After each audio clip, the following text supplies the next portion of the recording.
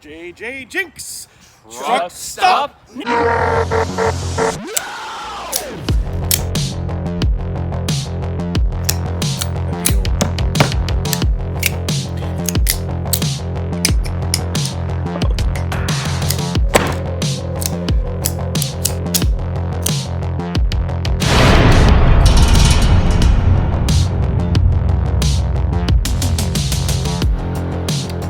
Hello and welcome to a special spotlight video. So I recently got this knife from Smoky Mountain Knife Works. It's a Bigfoot knife with that iconic scene where the guy dressed in the suit walks by on the camera and it's like the footage that you see all over the place. I'm pretty sure since that video was made, the people like admitted they faked it, but you still see it on like TV shows and stuff about supernatural stuff. And it's like, you know, like that famous picture of the Loch Ness Monster. Kind of like that famous photo of the Loch Ness Monster where it's like, yeah, the people admitted they totally just made that thing up, and it was, you still see it. Anyway, this is not about that. This is about this. It's basically a Buck 110 clone, and it's a Rough Rider knife, I believe. Yes, Rough Rider. It's a lockback, Chinese made. You got laminate wood scales on both sides, but this one's got this pattern stamped onto it, I guess. I don't know. Brass bolsters and the lockback mechanism. One big difference between this and a Buck 110 is that the swedge is actually nicely rounded on this model. The Buck 110, I guess the 112 as well. The swedge is actually quite sharp. You could almost use it as a cutting implement on its own. So, after getting this knife, I decided I should also maybe talk about the other Bigfoot stuff that I own. You might notice this background here. We've got Bigfoot hiding in a bush. And elsewhere you got Bigfoot hiding in a tree. And over here you got Bigfoot doing some kind of a folk dance. Well, anyway, my girlfriend got this for me because she knows I like Bigfoot. And I like it. It's a neat little piece. I thought it would make a nice background for this video as well.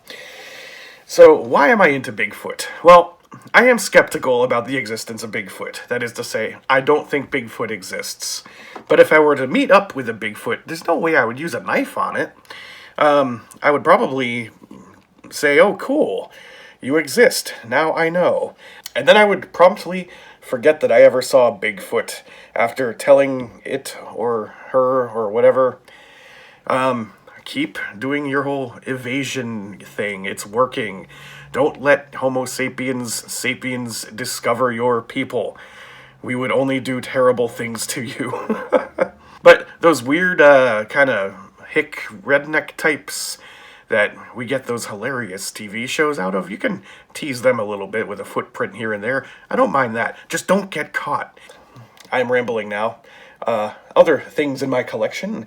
I went to the Bigfoot and Paranormal Museum in, I think that was in South Carolina. That was a couple years ago at this point, and I picked up some Bigfoot playing cards.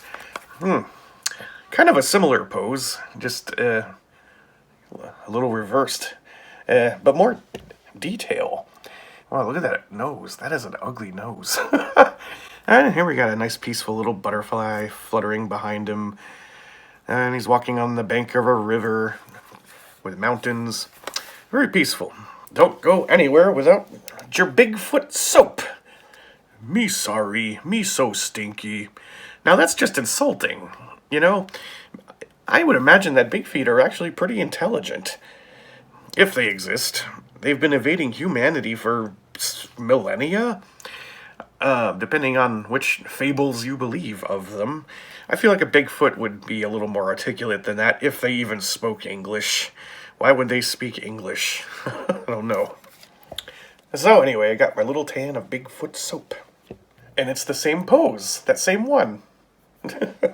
I also include in my collection this engineering compass that I've had since I was a kid. Apparently I've forgotten how to use it because I can't even get it open. Oh my goodness. If you know how to use a compass, you got your wire guide and your slot thing and your whatever that is, coordinate dial.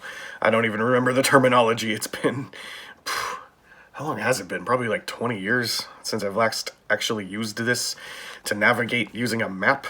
It's not really that difficult. You just, read up on how to do it. Thought it went pretty well with the Bigfoot theme, exploration and all that. Now, I've also got a book of one of my favorite movies, Harry and the Hendersons. When you can't believe your eyes, trust your heart. And there he is holding up one of his neighbor's roses. It's the novelization of the movie. I got it as a birthday gift from my brother years ago, and I never read it. But I'm proud to count it in my collection of Bigfoot stuff. You know that series of books, Where's Waldo? Did you know that they made a Bigfoot version? Well, I mean, not the same author, but yeah, it's the Bigfoot Goes on Great Adventures series. They make a whole bunch of these books, and you can get the whole collection. I only have this one, but they're good fun. Every scene has a whole bunch of stuff for you to find. There's, well, the Bigfoot himself, his footprint, or her footprint. How can you tell? And then, like, just other stuff, too, randomly. It's a fun activity. And they also have, facts about different places. Here's some info about Bulgaria. Cultural things and, stuff about animals. Australian humpback dolphins. Turtles and coral and fish. So, anyway, I almost forgot to show this. I was, like, putting my display back together, and I was like, dig it. I'm filming this later because I forgot. The big man himself, the Bigfoot action figure. I love this package. You get the Bigfoot in the classic pose with a nice forest background. You see, it's sort of like a diorama. I picked this up at a little town in Massachusetts. The store is called the Dragon's Nest. And on the back, you got some facts and figures. Have you seen Bigfoot? If you have, you are one of the lucky few. Bigfoot wander the forests of the Pacific Northwest, looking for food and trying to avoid contact with humans. They are rumored to be over 8 feet tall, weigh over 600 pounds, and would wear a size 21 shoe. If they didn't love going barefoot. While an actual Bigfoot has never been captured or clearly photographed, this action figure mixes hard scientific evidence with informed conjecture to provide what we feel is an entirely accurate representation. Those criteria do not lead to accurate representation, I'm just saying. But you know what? I'm going to go with it. This is exactly what Bigfoot looks like. Including these lines where the articulation points are. So he sort of wears like a Superman undies, except it's Bigfoot fur. Now, I also wanted to include this horn thing. It's called the Animal Collar Backyard Safari. I don't remember why I bought this. This was made in 2008. And I want to say that sounds about how long ago it was when I bought it. So what you have is a slider. And you move this yellow thing to hear the different animals that are pictured below. Dog. By dog, I meant wolf. Macaw. Baboon. Loon. Lion. Kookaburra? Cougar. Bears.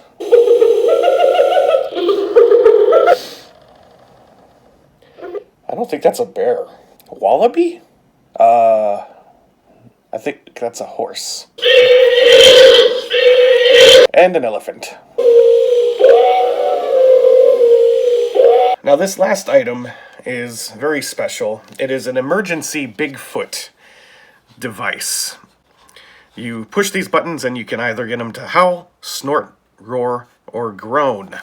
The great thing about this item is that If you go to the Amazon store, the creators say that the way they got these recordings was they put microphones out into the woods. And then they put, like, peanut butter and stuff around to attract big feet. And then these recordings are the result of that little experiment. Which makes this quite a bargain. I think it was less than $10. That's a lot of work for something like this. Of course, he got Bigfoot in the same pose. Here is the howl.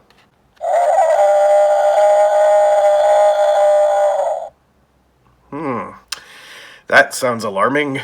Can you imagine being the one to listen to the recordings and like, oh, I found that. Anyway, here's the snort. Kind of sounds like a wild boar to me. And then the roar. Yeah, no telling what that could have been. But here's my personal favorite. The groan.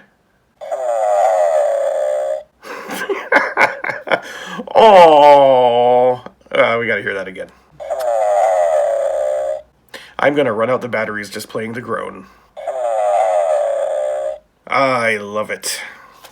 That is my Bigfoot collection that I have on a shelf in my bedroom. And now I can add this to the collection. Now I am aware that Victorinox makes some Bigfoot themed knives, but I kind of liked this one better. This has been JJ Jinx! Truck stop!